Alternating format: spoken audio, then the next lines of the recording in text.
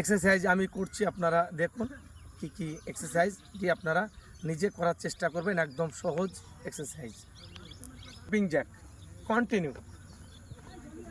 Continue আপনার body, হাত এবং পা কীভাবে চলছে আপনারা দেখবেন, ঠিক এইভাবেই করবেন। এই যে দেখুন আমি করছি, এটা 3টে সেট করবেন। নেক্সট হাইনি,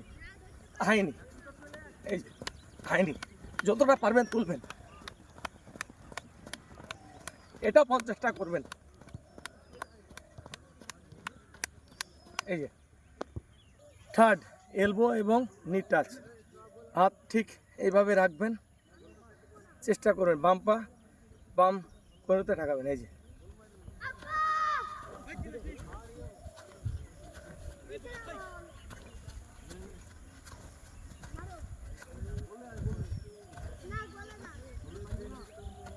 ঠিক এইভাবে করবেন।